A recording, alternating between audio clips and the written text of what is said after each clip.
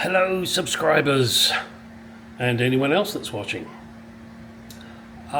Just wanted to kind of warn you, heads up on this particular video. I'm not doing much. I've just taken the vehicle for a quick spin around the block, and now it's a case of getting underneath and above and looking to see where leaks are, if things are loose, whatever. So if you're more interested in things being done, this is not the video for you to watch. But if you, like a lot of you I believe, follow my channel to see how and what I'm doing on the car, and who knows, maybe it'll be relevant to your car. So let's get on with it now and do some shit. Thanks. All right, before I get started on setting the timing and making sure that's correct, I just took this for a quick run around the block. Don't worry, I will be doing a proper drive around the block later. I just wanted to quickly warm it up, and I will film me next time I do it. I wanted to see if I have any leaks that need dealing with. I've just checked my coolant level, that is perfectly okay. Check the oil level, perfectly okay. The clutch master fluid reservoir has got a slight leak. I think that was just need pinching up, so I've done that. Of course, it could be the fact that it's Chinese crap. But now what I'm going to do is get underneath and let's see if we can see any other leaks. Okay, this is going to be a bit of a strange video because I'm going to just sort of walk around underneath the car. Now, well, we used to have a water pump leak. Don't have one anymore. However, look, a drip. Where's that coming from? That hose clamp. So I'm going to tighten that hose clamp up. Not a big deal. Not doing it now because it's currently bloody hot, this engine. Brake booster seems to be okay. I don't see any leaks there. Hang on a second. I did say this is going to be a strange video, so you're just going to have to live with it. What's that fluid there? Is that...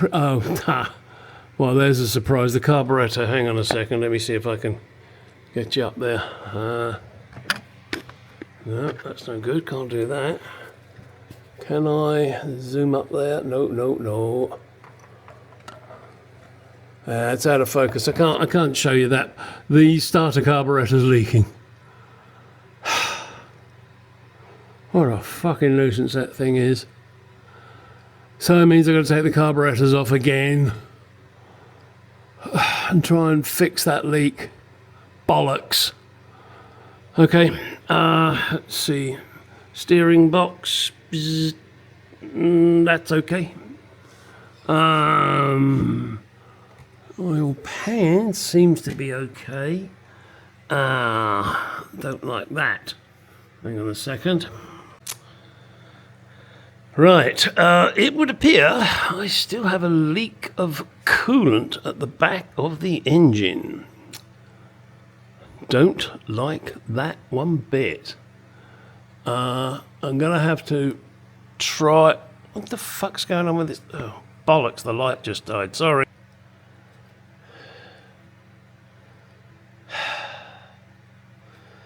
Right, so as you can see, there is some coolant there.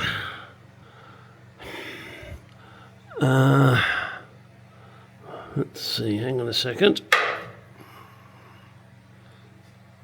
Why is there coolant there? Hope that's not dripping out of the transmission. I'm going to have to check that. I'm going to have to...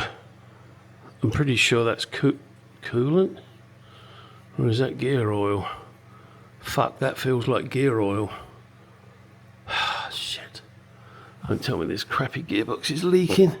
Alright, I'm going to have to get my endoscope and have a look, see. Have a drip there on the clutch. Looks like that nut needs pinching up. I wanted to check the transmission fluid level.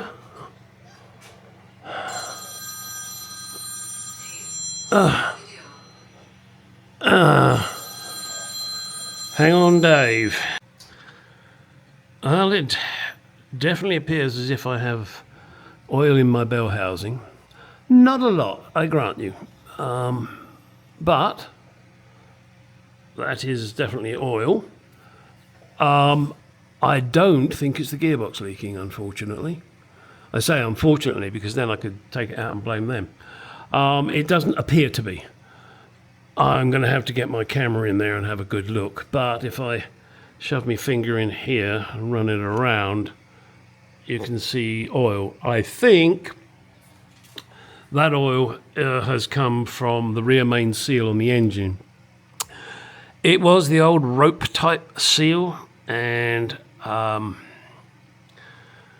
guess to replace it with the more modern one now wouldn't be too bad. And the only reason I say it wouldn't be too bad is because this gearbox can come out and the bell housing can come off without removing the engine, which is a plus for the Tremec 5 gearbox, got to say that. When I installed it, I did not have the proper sizing tool, so I used the crankshaft to do it. That may have been a mistake. However, I am not worried about it. I'm going to leave it as it is for the moment. That will be something for the future.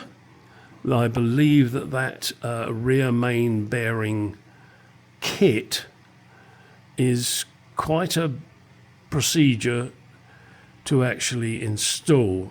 I'm going to look into that, but I'm certainly not saying it's something I'm going to be doing soon.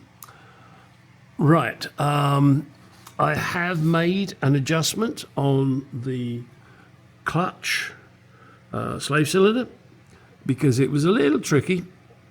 I mean, I managed to change gear okay, but it seemed a little firm. Now, that could just be the style of this gearbox. I've checked the oil level after having run down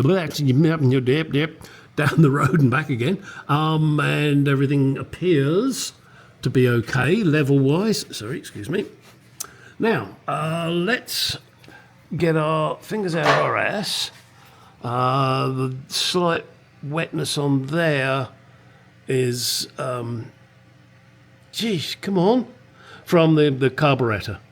And some paint has come off there, or some underseal, so I'll be redoing that. Now, let's see if we got any leaks from the back of the gearbox. Nothing there. Let's go look at the rear axle, shall we, children? Come on, let's go for a ride.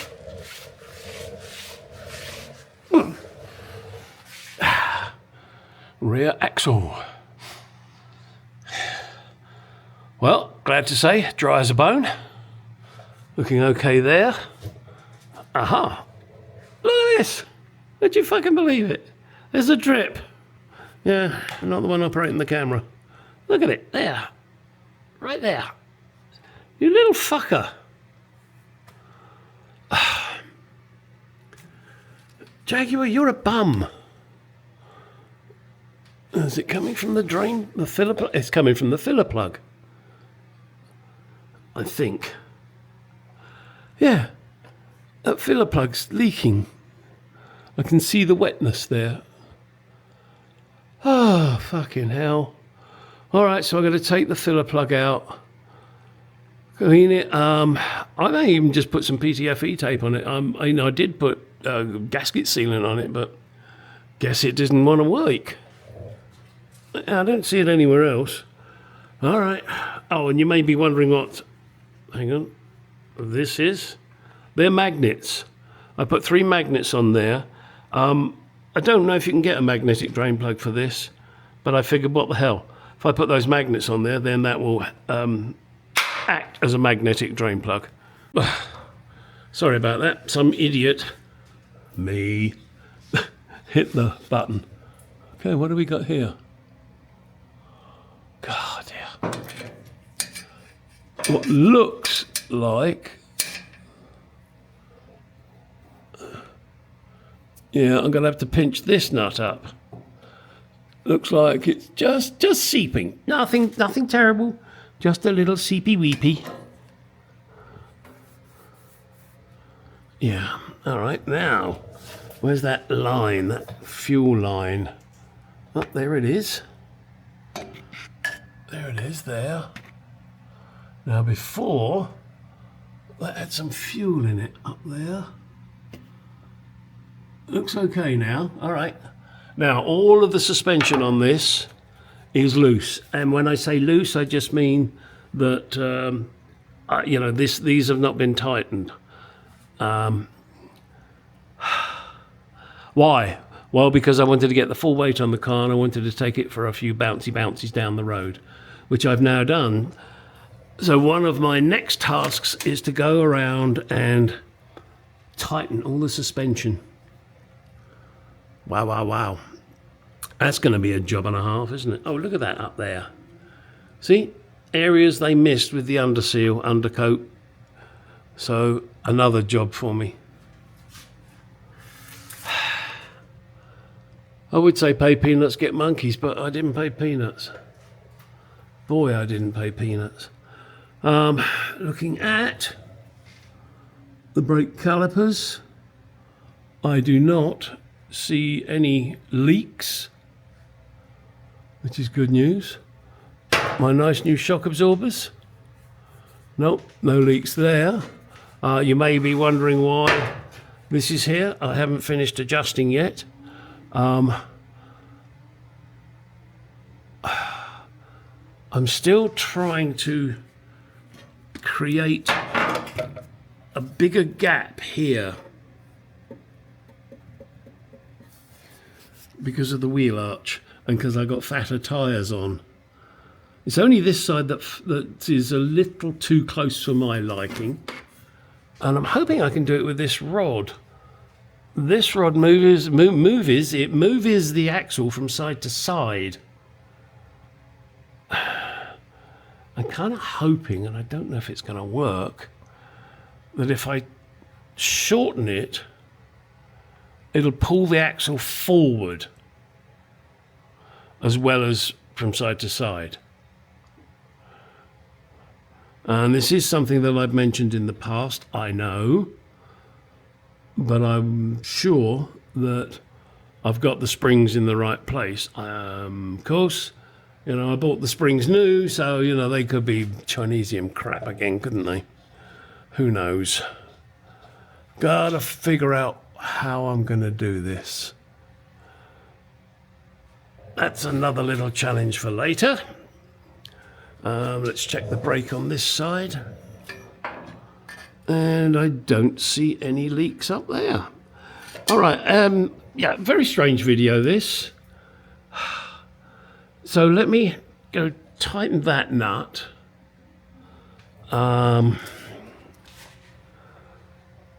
Exhaust is all holding up okay.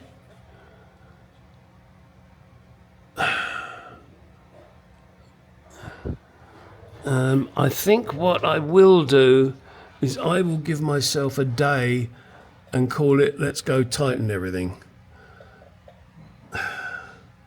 Rather than, do this, do that. Because then I can mark it all off: front suspension, rear springs, rear shocks, everything. So basically do a spanner check. It's only had one ride. I will be doing more than one spanner check, I guarantee you that. I'm going to be spanner checking lots of shit. And the next video, I promise, will include a little drive down the road, which I shouldn't do because the car is not street legal yet, but it will be. Okay, I think that's about it now. That's amazing what you think, isn't it? Under here, I'm looking at that thinking, that prop shaft, that's over to one side, it's nearer this side. And then I realised why. This side you've got the handbrake mechanism, so it does have to be slightly offset. And I would say it's pretty darn central. Silly things. Here's a silly thing. That bolt, too long, so I'm going to have to cut that off. make it similar lengths to the others.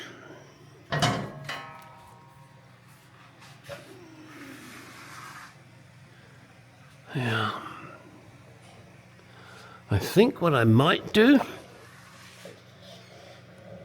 I might put a little step.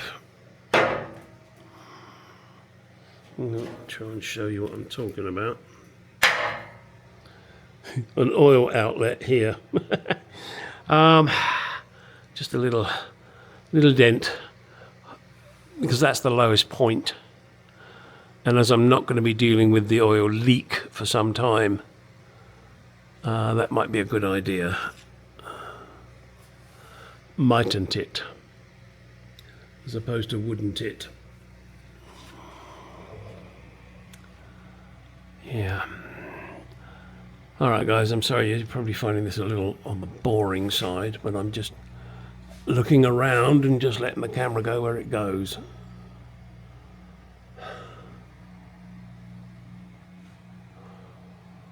Yeah, that bloody carburetor pisses me off.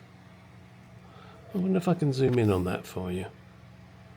Let me see.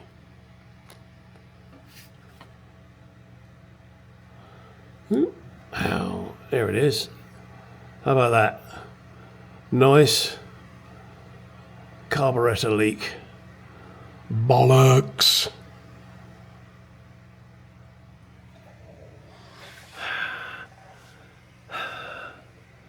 Yeah, everything's... Is that leaking? No, that's doing fine as well. Oh yeah, and that's the overflow pipe that's just tucked in there. And don't worry, that channel goes all the way through and comes out there. Oh, hang on, you can't see that.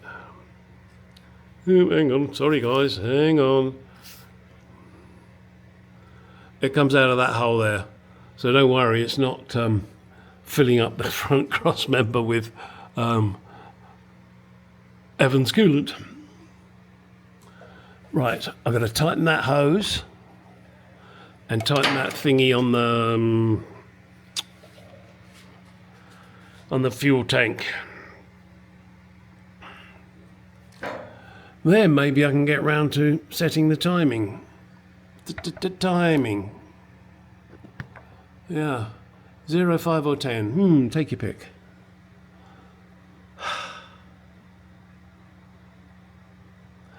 Ah, look, there's another job to do. Bend those tabs over. I didn't do that because I was messing around with so much at the front here. Look at that. Isn't that fucking beautiful? Oh, that's not touching, is it? Hang on. Cool. That's close. That is close. Oh, I've still got to figure out the alternator problem, haven't I? As to why it doesn't appear to be charging. I can do that with the engine running and see if I'm getting the correct voltage at the battery. In other words, 14 something. If I'm not, then I got a problem. If I am, then it's just the indicator light that's the problem, and I have to figure out what to do to cure that problem. All right, that's it, guys. This really is the end of this video. I've prattled on enough. Hopefully you've found it of some interest as to issues. And those of you that are wondering about this pipe, that's from the breather at the top of the engine. This is what they used to do, so I'm not being a bad boy. And, because I'm not feeding it back into the carburetors, which, well, I'd have to make something if I did. But that's not happening. Right. I think it is now time for me to get my ass out of there. Show you back to my baby's face. And its original English registration. What the beauty. Get out of that garage. Go do some shit.